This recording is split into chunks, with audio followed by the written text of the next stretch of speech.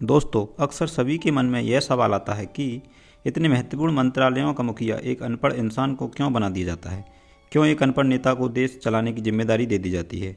एक आईएएस की तैयारी करने वाले अभ्यर्थी का भी यह देखकर मन फीका पड़ जाता है कि एक अनपढ़ नेता इतनी पढ़ाई करके आई कलेक्टर को भी फटकार लगा देता है। आइए समझते हैं ऐसा क्यों होता है। इससे पहले अगर आप इस चैनल पर नए हैं तो सब्सक्राइब कर लें। हमारा उद्देश्य देश के हर नागरिक तक भारतीय संविधान और राज्य व्यवस्था की सही जानकारी पहुंचाना है। यह हमारा मुख्य ध्येय है कि देश का हर नागरिक चाय की टपरी से लेकर संसद भवन तक, पटवारी की परीक्षा से लेकर आईएएस के इंटरव्यू तक भारतीय संविधान पर पूरे आत्मविश्वास के साथ बात कर सके। अब समझते हैं कि ऐसा क्यों है। क्यों सैकड़ों किताबों और सालों की पढ़ाई के बाद बना कलेक्टर एसपी एक अनपढ़ नेता के नीचे काम करते हैं।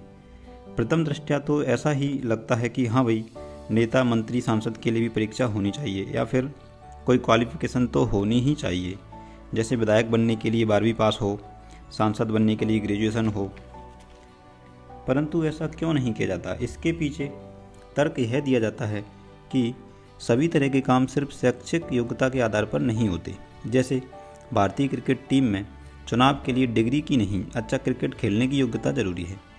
इसी प्रकार विधायक या सांसद की सबसे बड़ी योग्यता यह है कि वे अपने क्षेत्र के लोगों की समस्याओं को समझें, उनकी चिंताओं को समझें और उनके हितों का प्रतिनिधित्व करें।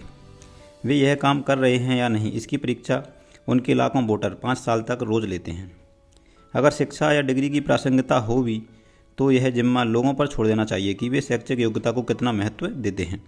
हमारे देश में शैक्षिक योग्यता की शर्त लगाना एक अन्य कारण से भी लोकतंत्र की मूल भावना के खिलाफ होगा।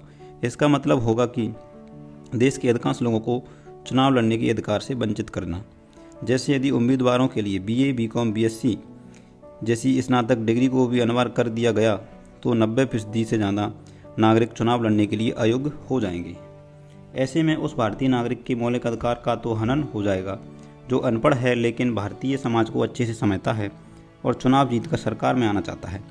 लोकतंत्र की मूल भावना ही यह है कि यह जनता का शासन है और देश का हर नागरिक सरकार के सर्वोच्च पद पर पहुंच सकता है। हालांकि यह विचारणीय मुद्दा है कि व्यवहार में ये सब बातें लागू नहीं हो पाती हैं। क्या कोई गरीब किसान चुनाव में करोड़ों रुपए खर्च कर सकता है। आपने देखा होगा उम्मीदवार कैसे चुनाव में पानी की तरह पैसा बहा देते हैं। इस हिसाब से देखा जाए तो लोकतंत्र धनतंत्र बन जाता है। दोस्तों, अपने विचार कमेंट में बताएं। क्या चुनावी प्रक्रिया हमारी उचित है या इसमें किसी प्रकार का सुधार किया जाना चाहिए। इस तरह की और वीडियो हमारे चैनल पर आते रहेंगी तो चैनल को सब्सक्राइब कर लें। धन्यवाद।